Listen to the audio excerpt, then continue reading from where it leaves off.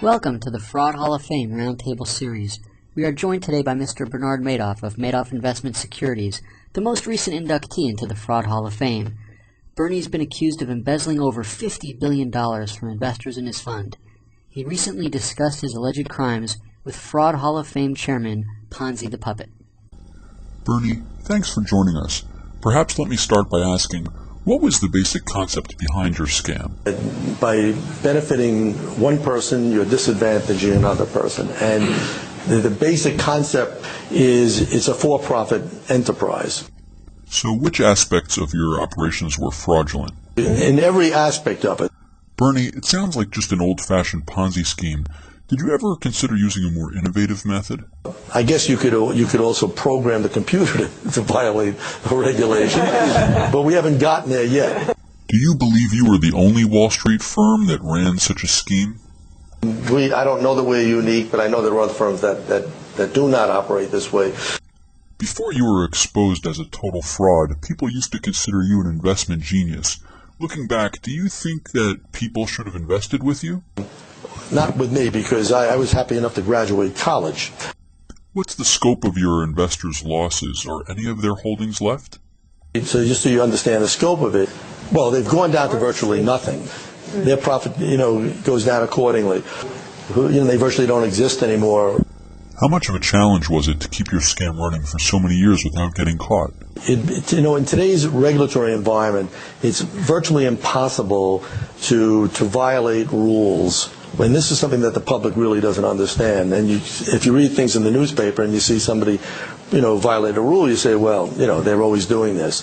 But it's impossible for you to for a violation to go undetected. Certainly not for a considerable period of time. Bernie, what's been your attitude towards the regulators and the SEC? I'm very close with the regulators, so I'm not trying to say that they can't, that what they do is bad. There are people that want to do that because that's their business, but you don't have to really get preoccupied with that stuff. Bernie, there have been rumors that a member of your family carried on a romantic relationship with an SEC employee. I believe it was your niece? Actually, it was my wife. And did you have an improper relationship with anyone? The dog. With the dog? Was anyone else sleeping with the dog? And my brother and I and my son, you could actually watch them, and you would see them. They fall in love with it sometimes. Bernie, can you describe what initially drew you to start stealing your clients' money?